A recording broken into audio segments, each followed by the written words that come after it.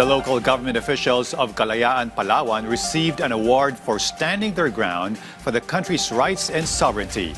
Meanwhile, 2 warships were spotted in the West Philippine Sea during the 14th maritime activity of the Armed Forces of the Philippines. Patrick De Jesus tells us more. The West Philippine Sea Bloc in the House of Representatives assured its support to further strengthen the municipality of Kalayaan in Palawan. This includes a proposed bill seeking sufficient funding for additional infrastructure and social services on Pag-asa Island, the only occupied feature of the Philippines with a civilian Filipino population in the West Philippine Sea.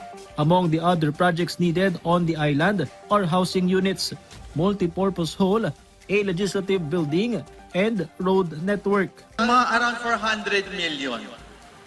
462 million, around that ballpark figure. So hopefully, makaupo pa kami, masinsin pa natin yung kanilang mga plano at makapag-propose tayo para makapasok dito sa current budget cycle. The WPS bloc also reiterated its push for the mandatory West Philippine Sea Education Bill in schools. Kapag alam ng mamamayan ang katotohanan tungkol sa West Philippine Sea, mas mahirap tayong lokohin o malinlang at patahimikin. Kalayaan! Atin ito! West Philippine Sea! Atin ito! The Akbayan Party and the Atin Ito Coalition conferred the West Philippine Sea Heroes Award on LGU officials of Kalayaan, Palawan. This recognizes the stand of the Kalayaan 16 for the rights and sovereignty of the Philippines after China imposed a travel ban on them when the municipality declared the Chinese ambassador persona non grata over different statements.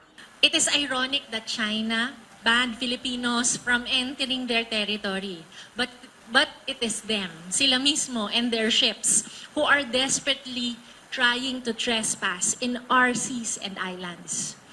The ban is a badge of honor. If defending our seas earns the ire of a superpower, then that ire is worn with pride. Nandito po ako hindi para sa aking sarili, kundi para po katawanin ang ating mga magigiting na mamamayan ng bayan ng Kalayaan. Wala po kami kung wala po sila. Sa amin sa Kalayaan, ang lahat ay bayani. Na kahit kailan ay hindi natin isusuko. Sila po'y nakakaalam ng coordinates ng entire Kalayaan Island Group.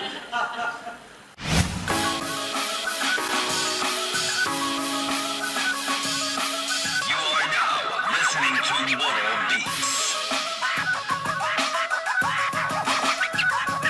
Through music, various youth groups expressed their support for the fight for the West Philippine Sea during a musical event organized by Atin Ito.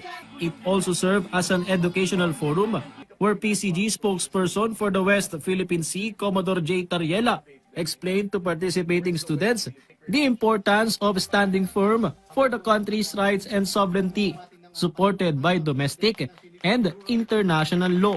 Hindi tayo katulad ng China na ginuhitan natin ng siyam na guhit at sinabi natin ang buong South China si atin na. No? What we're just, our position has always been the 200 nautical mile exclusive economic zone plus the Kalayaan Group. Our fight in the West Philippine Sea is intergenerational. The reason why we need to reach out to more people, to be more educated, to be more aware of what we're fighting for. Meanwhile, despite the sighting of 2 warships from China's PLA Navy, a 2-day multilateral maritime cooperative activity was successfully conducted in the West Philippine Sea between the armed forces of the Philippines, the U.S. Indo-Pacific Command, and the Australian Defense Force. Featured in the activity was the Philippine Navy's newest guided missile frigate, BRP Diego Silang.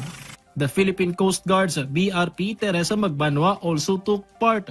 Joining the exercise were the United States USS Dewey and Australia's HMAS Toowoomba, which carried a Seahawk helicopter.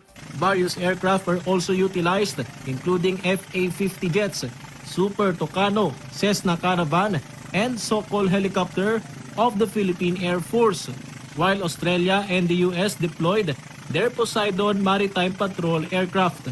Patrick De Jesus, from the National TV Network for a new and better Philippines.